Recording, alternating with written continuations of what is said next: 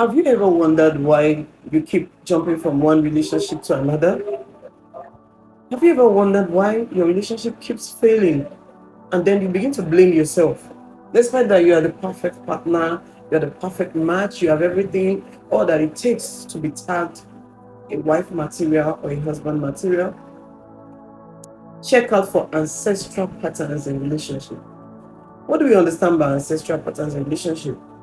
These are negative circles, negative behavior, negative pattern, negative tendencies that has been observable and transferred from one generation to another or from one person to another.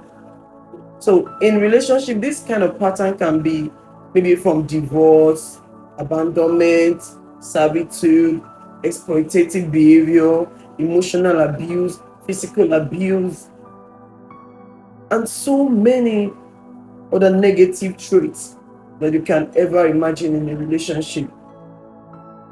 Sometimes you'll be wondering, am I the problem? No, you are not the problem. It's as a result of ancestral pattern. When your relationship breaks, you begin to wonder, if you have given it all, why is this lady acting this way? Why is she saying she's no longer interested in me? After giving everything, check out for ancestral patterns. It could be the same thing your parents experienced that you're experiencing. You need to check out for it. And how do you do that? Number one is awareness. You must be self-conscious to be aware of what is going on around you, what is going on in your relationship, what is really eating you up. So it is in the place of awareness that you can find solution. So once you are aware of the problem, then you acknowledge. The next thing is to acknowledge that there is a pattern in your family that is affecting your relationship. It could be that women in your family don't stay in relationships. They lack patience. It could be that men in your family are promiscuous. Men in your family are polygamous in nature, and you don't want that. It's an ancestral pattern. How do you curb it? How do you eradicate it?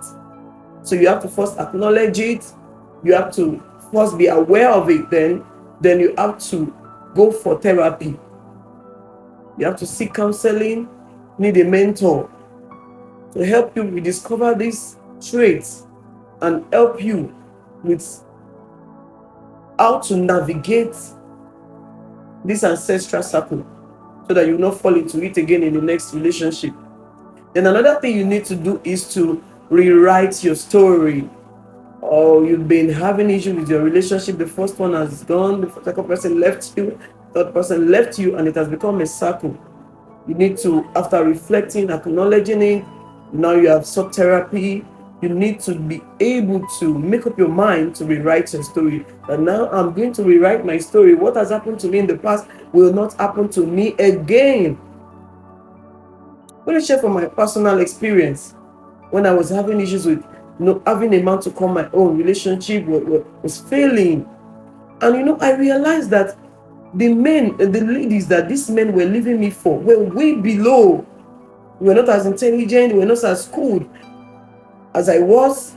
So it was a big problem. Within me, I felt, how could I have been the problem here?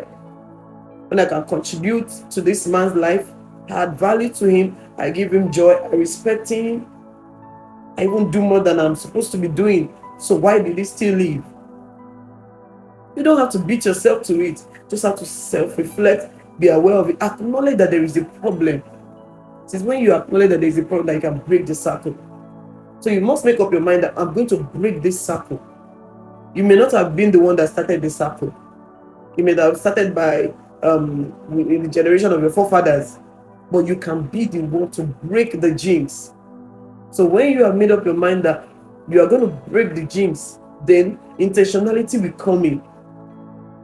And must also understand that you cannot do it alone. You need a mentor, you need a support structure, you need counseling, you need somebody to always check on you.